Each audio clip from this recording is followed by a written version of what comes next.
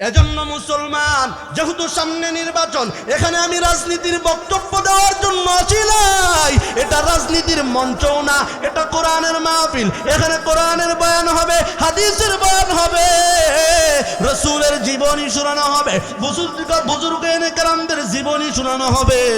আমি এবং আজকের দিনাজপুরের এই এলাকার মানুষরা সহ যারা আগামীতে ক্ষমতায় যাওয়ার জন্য কাজ করতেছেন, সে যেই দলেরই হোক না কেন, সে হোক না জামাত, সে হোক না চরমনাই, সে হোক না বিএমপি, সে হোক না এনসিপি, বা হোক না খেলাফত, বা আরো অন্য অন্য যত দল আছে, সবার কাছে আমাদের একটা উদারত আহ্বান, ভাই আমার বাংলাদেশটার ভিতরে আর কোনো দুর্নীতি করিও না, ভাই আমার বাংলাদেশটারে আর পিছনে ফেলায়ও না।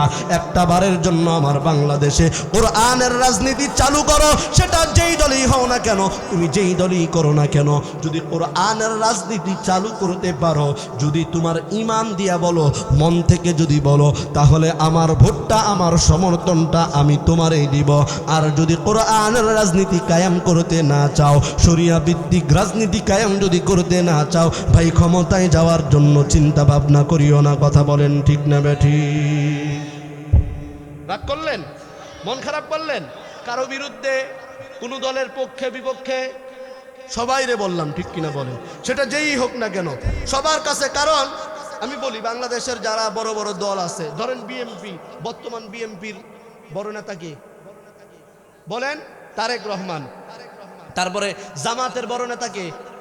ডক্টর শফিকুর রহমান। তারপরে ইসলামী আন্দোলন অর্থাৎ চরমনায়ের বড় নেতা কে?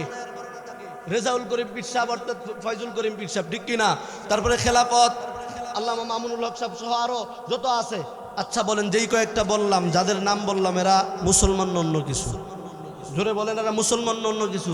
সবাই মুসলমান।